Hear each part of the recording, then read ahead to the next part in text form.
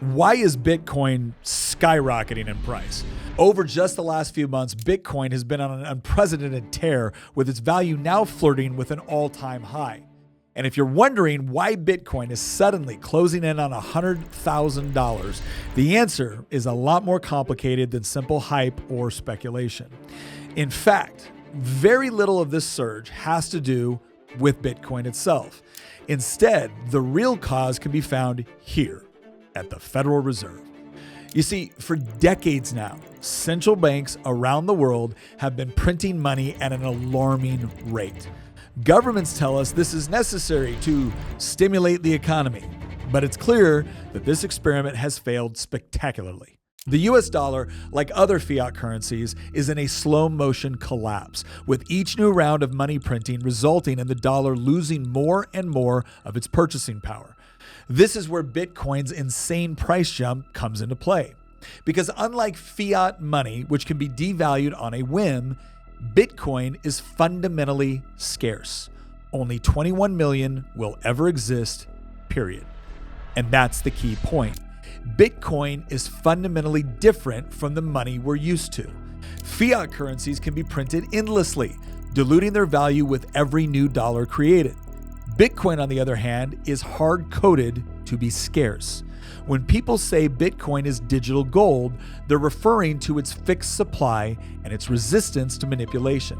But unlike physical gold, Bitcoin can be transferred across the globe instantaneously and without the need for intermediaries. As long as you own your own keys to the blockchain, it's a form of money that governments can't debase, can't freeze, and can't seize. As a result, more and more people are piling into Bitcoin as a way to protect against inflation or currency debasement. And for countries with runaway inflation, Bitcoin is increasingly seen as a more secure way to buy goods and services than worthless local currencies. What's more, Bitcoin's surge is also a reflection of growing distrust in central banks, governments, and the entire financial establishment.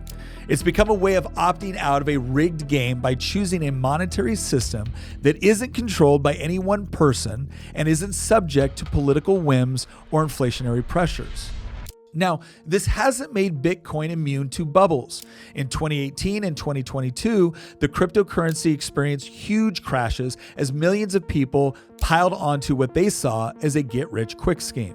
And as Bitcoin approaches 100,000, the usual voices will start crying bubble again. And they might very well be correct. But the overall trend line is still up and to the right. While Bitcoin can and almost certainly will experience more crashes again in the future, we should be asking a very simple question about what's more unsustainable: a decentralized network with a fixed supply, or a financial system that requires perpetual money printing in order to avoid collapse.